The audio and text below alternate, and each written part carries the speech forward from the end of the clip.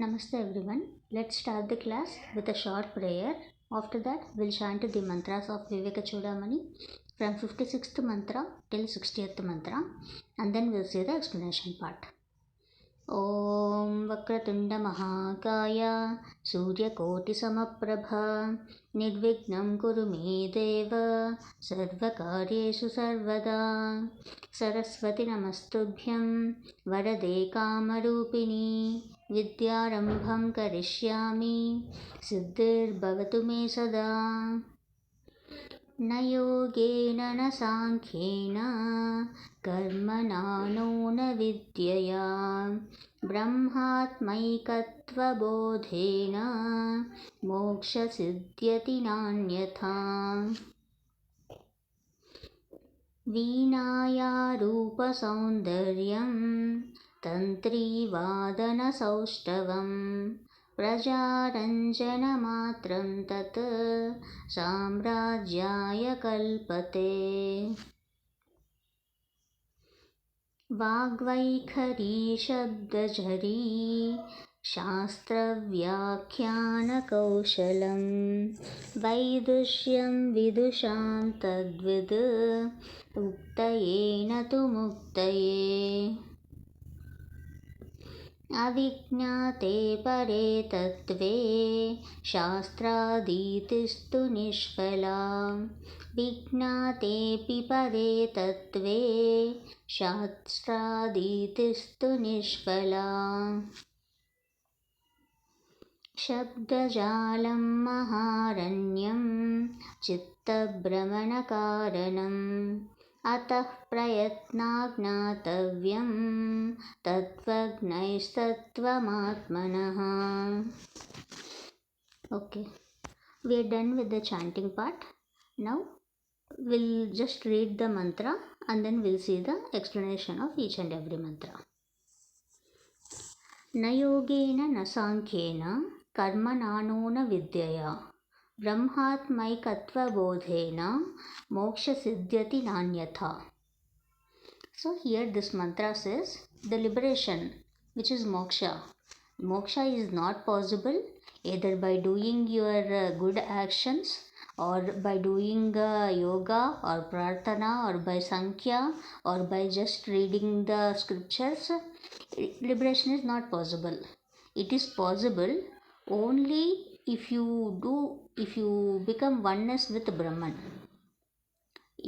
You should trust that I, the Atma, is Brahman, and you should read the scriptures and then you should analyze it and implement it, and you should practice the karma yoga attitude, and you should be continuing that. Only then that liberation, that moksha is possible. Otherwise, by just simply learning or just by doing good actions or by doing charity or by just praying or by just doing yoga, it is not possible. It is possible only if you do oneness with Brahman. So that is the meaning of this mantra. We'll move to the next mantra. Veenaya Rupa Saundaryam Tantrivadana Saustavam Prajaranjana Matram Tat Samrajyaya Kalpate. So here this mantra says the beauty of Veena. Veena, every one of you know, right? That musical instrument. So the beauty of Veena and the proficiency of playing it. It may serve, it may please some persons. People can be pleased by looking into the beauty of Veena or by proficiency of that playing. So you can please some people, but this is not suffice to please the sovereignty. So liberation is not possible only by just beauty or by your proficiency or by your intelligence. It is not possible. It is possible only if you become oneness with Brahman.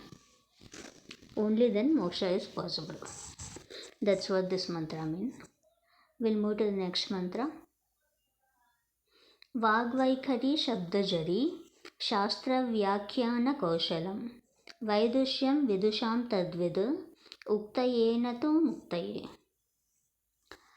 Loud speech, the speech, the way we talk, the loud speech consists of a shower of words. It consists of a large huge number of words. And the skill in expounding its scriptures. And this will just bring the little personal enjoyment. If you are angry or if you are shouting at any person, it will just make you happy, and it will it satisfies your ego. Only that's it. But it would not suffice to attain liberation. So I'll repeat this mantra. So what this mantra means: if you are angry or if you shout at any person, it might please you, and it will give you self satisfaction, the personal enjoyment. That's it. But this is only not enough to attain liberation, which is moksha. That's what this mantra means. We'll move to the next mantra. अविज्ञाते परे तत्त्वे शास्त्रादीतिस्तु निष्फला विज्ञातेऽपि परे तत्त्वे शास्त्रादीतिस्तु निष्फला. So here this mantra says the study of scriptures. Scriptures means that shastra. So the study of shastra is not useful as long as the truth is unknown. If you don't know, if you don't have that discriminative capacity of what is real and what is unreal, and what is temporary and what is permanent, if you don't know this fact, even though you study the scriptures n number of times or n number of shastra, it's not useful, and it's not enough. Also, it is not needed. Studying of scriptures is not needed when you know the ultimate reality. What is that ultimate reality? We are under knowing the fact that we are under the bondage of samsara, and this bondage of samsara is temporary, and the permanent, which is truth, the ultimate reality, is Brahman.